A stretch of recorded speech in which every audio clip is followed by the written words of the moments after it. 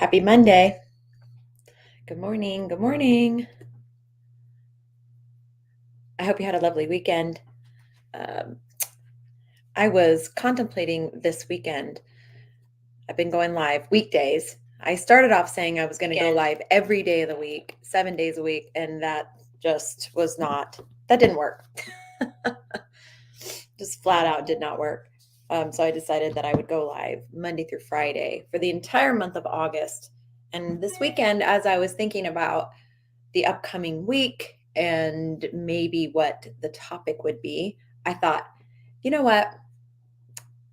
I'm going to talk about all the things that you're not supposed to talk about. Free speech. This is the hallmark of a free and fair society. Over the last, it's been probably many years, maybe even a couple of decades, that free speech has been threatened. However, starting in 2020, it really went nuts. And even before, a little bit before that, when in the during the election, the 2016-ish election, it went crazy. Um, People really began to become the word police. You weren't allowed to talk about certain things. You couldn't talk about politics with your family because people were so emotional and oversensitive. It was such a highly um, polarized topic. And I think we spiraled hard from there. And, as an entrepreneur, for the bulk of my career, I was always taught if you really want to be successful in business, then you don't talk about politics and you don't talk about religion. And I really didn't talk about either one very much. And then in 2019, God calls me out of the career that I had built for, at that time, 16 years, and to go do something specifically with him.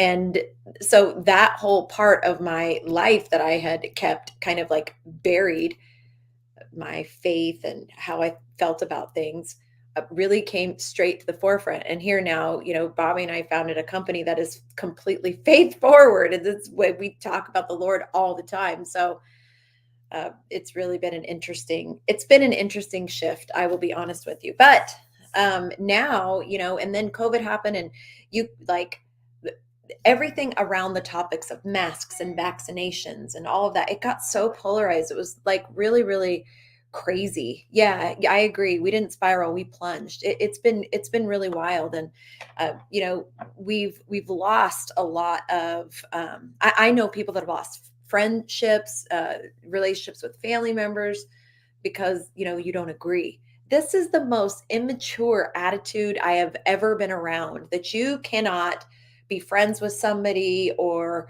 like do business with somebody, whatever, because you don't agree with 100% of the things that they agree with.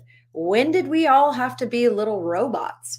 Anyway, that's a whole different topic. But I decided that this week, I'm going to talk about a lot of different things that we are not supposed to talk about, especially as an entrepreneur, to celebrate free speech while I still have the ability to do it. So, this is I'm giving you like fair warning that I am most likely going to talk about things over this week, the course of this week, Monday through Friday, that you probably don't agree with exactly.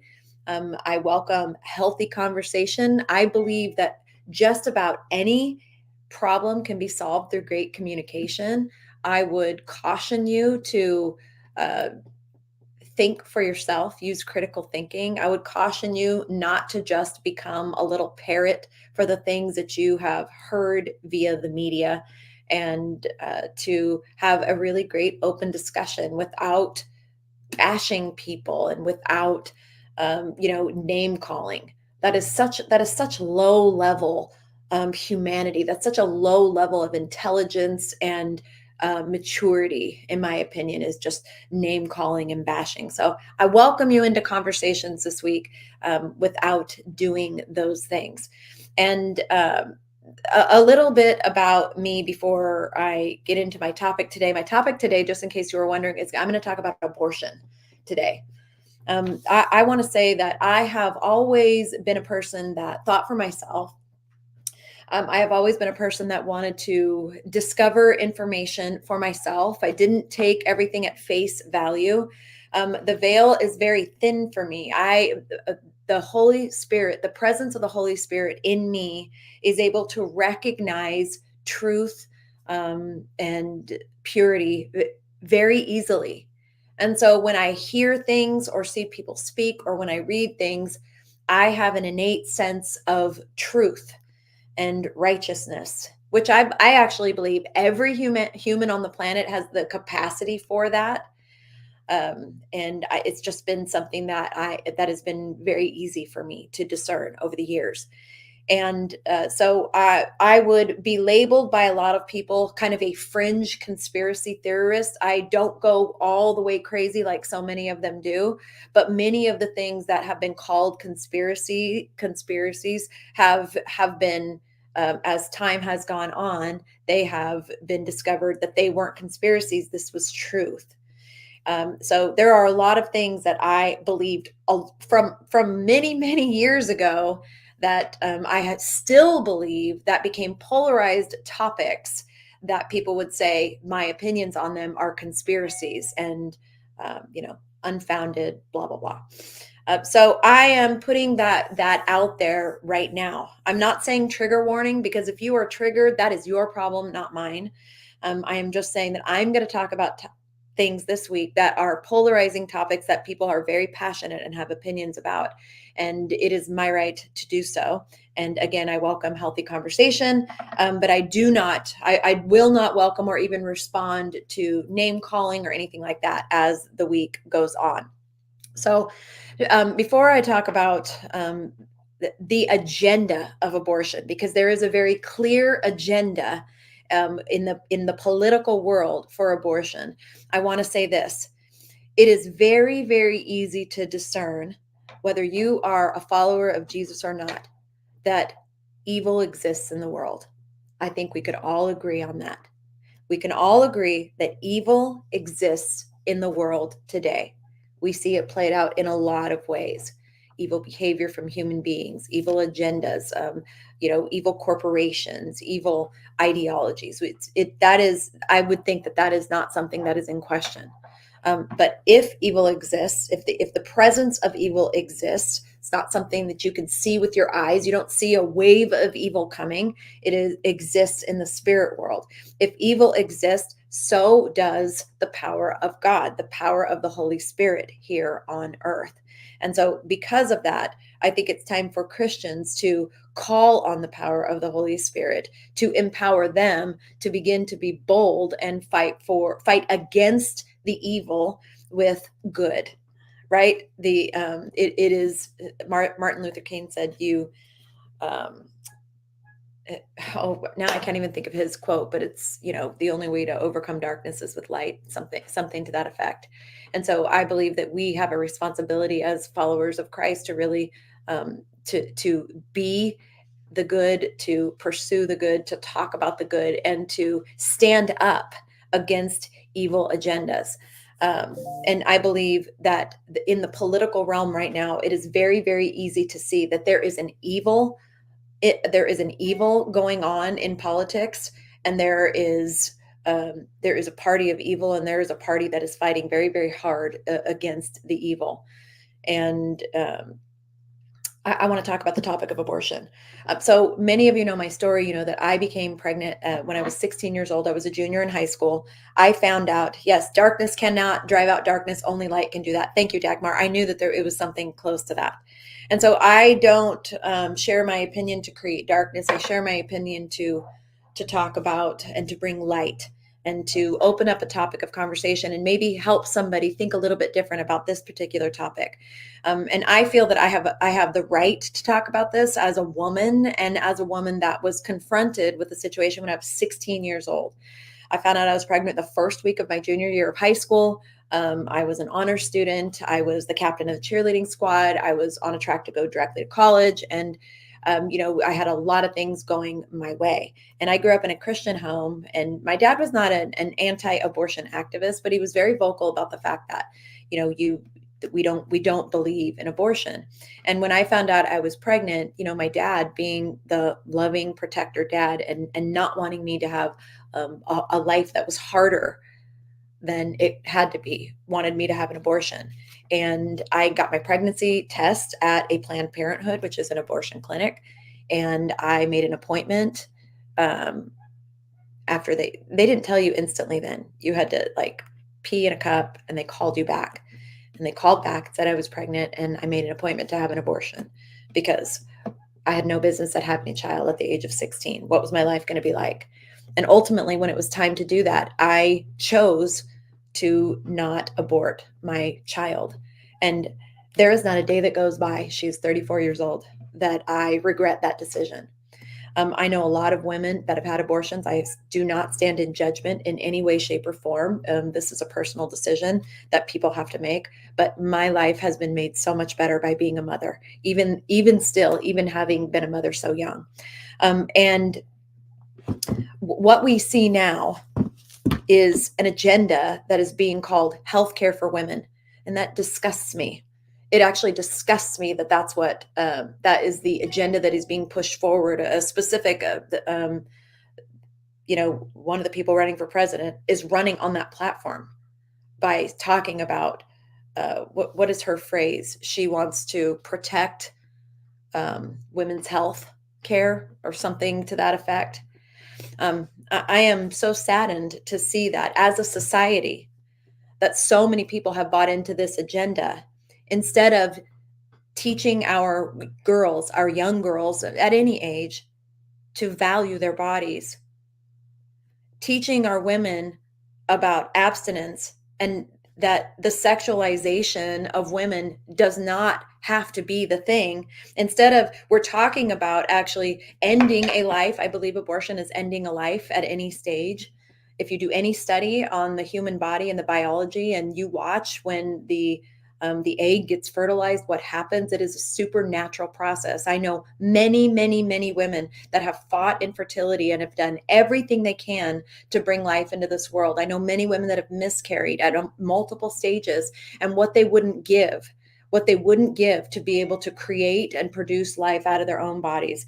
And this abortion agenda is treating these lives, millions of lives, like an inconvenience or something you could just throw in the trash, when there are millions of people around the world who are fighting every day so that they can produce life. That's one of the first things that Jesus told Adam and Eve. Be fruitful and multiply. And I believe that there is an evil agenda to stop human beings from being born. There's an evil agenda to stop human beings from being born. I actually believe that the agenda of abortion, the agenda to talk about it and to make women so proud, and these young girls in high school and college saying, we're fighting for women's rights. You don't have a right to tell us what we can do with our body. And yet, those same people were the people that were disgusted by me fighting for my own right to decide whether or not it was okay for me to get a vaccination. You don't get one over the other. You can't tell me that you're fighting for the right to decide what you do with your body and then tell me that I can't do the same. You don't get both. That's hypocrisy. There's a lot of hypocrisy going on in the political world. When it comes specifically to abortion, this is a statistical fact that over 80% of the abortion clinics in the United States are in walking distance to predominantly Black neighborhoods. I believe that the agenda of abortion is extraordinarily racist. If you do any research on the founding of Planned Parenthood, you know that the woman that founded it was a racist and wanted to eradicate the Black population. How many millions and millions of Black Americans were not born? How many more Black Americans will we have in our country today if it wasn't for these abortion clinics that are being shoved down people's throats?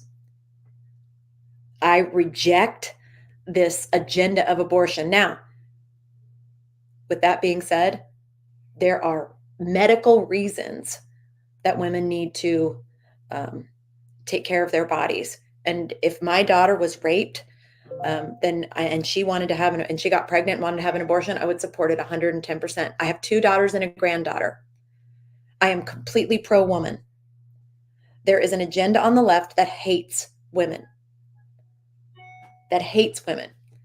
They want to take away women's ability to give birth, this thing that is innately in us. Every human being on the planet came from a woman. They want to tell us that anybody can be a woman, even if they have a penis. Well, that's interesting because of all the things, I'm going through menopause. I'd like to talk to the man, the man that can discuss menopause with me. There are a lot of evil things going on. I would say to you, as a follower of Christ, that one of our duties is to fight for life, all colors, all creeds, even the people that you think are not aligned with you and your beliefs. I want to fight for you. I want to fight for life to be born. I want to fight for the lives that the abortion agenda wants to steal.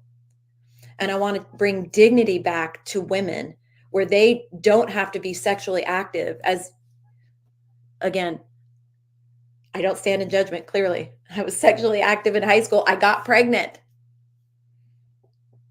and I had a child, and I don't regret it. Not for 1 second. Having my children has been the most remarkable blessing of my entire life. Shaped who I am, showed me who God was. It was hard as heck, don't get me wrong, but I don't regret it for 1 second. Why don't we bring morality back and respect for your body? Instead of telling girls, just go out here, be as sexually active as you want. Don't worry if something happens, you can kill the baby. Why don't we teach girls that getting involved sexually changes everything? Why don't we teach them to honor that part of their bodies and wait? It's such a special gift that you have to give to couples, this procreating of life, this intimate bond that you have with your person. What a special thing that you get to share with somebody, hopefully one somebody. God gave us this incredible thing that we have, where we have this physical attraction to each other, this desire to come together intimately and share this beautiful bond. Let's teach our young women and men what a beautiful gift this is to share with somebody that you love, and not this act that is out there. Oh my gosh, I watched children's shows when my kids were in the home, my older 2 kids, and they would watch Nickelodeon, which is supposed to be a channel for children. Some of the kind of teen and preteen shows were talking about kids having sex in like middle school, indoctrination. I'm going to talk about the indoctrination that's been going on. And I see it firsthand. I saw it back there with them. I was like, gosh, I don't think that's a good show for you to watch. It's like talking about it like it's so normal. How sad. Emotionally, children are not emotionally equipped to deal with those issues. The impact emotionally, mentally on their psyche. Their brains aren't developed.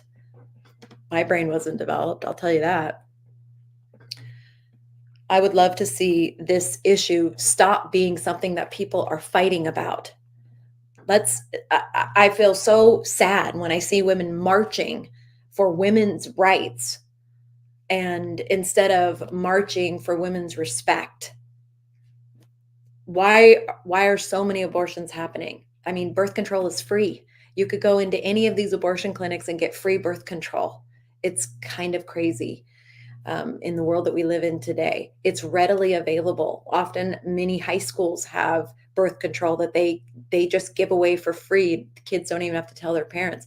And even more than children, I see it with young adults, women that absolutely can get birth control, and just feeling almost proud of the fact. And there's a whole different subject, post-abortion post-traumatic abortion syndrome. I know women that have it. I know women that walk other women through the healing of that, because that is a lifelong thing that they have to deal with. Nobody talks about that. Nobody talks about the repercussions emotionally on the mom after having an abortion. Nobody talks about the repercussions physically on the mom. And often a lot of women have a physical repercussion. Instead, we're just pushing this agenda. And if your entire political platform is based on the agenda of eliminating life, then there is something very evil about that agenda. And not seeing a lot of comments. I know that people are actually afraid. Reproductive freedom. Yes, you're right, Dagmar. That's what they're calling it. Reproductive freedom. You also have the freedom to close your legs. You also have the freedom to not put yourself in that situation in the first place. You also have the freedom to, be respectful of your body. And I would challenge anyone that still is a proponent saying it's just a clump of cells to go do some research on biology, what happens the moment that an egg is fertilized, and how those two cells come together and they create light. Literally, in utero, they create light, and within 8 days, a heart is already beating. I mean, it's miraculous in so many ways. So I hope you'll stick with me all week. I'm going to end this live today. Free speech week. What would you like me to talk about? I would love to hear your opinion on some of the subjects that are taboo and we're not supposed to be talking about. What would you like to hear me talk about for the rest of the week?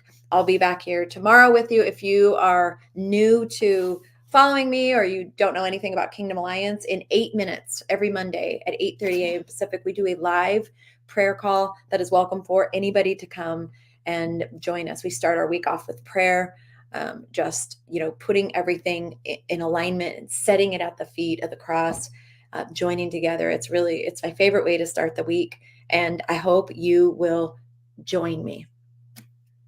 See you tomorrow.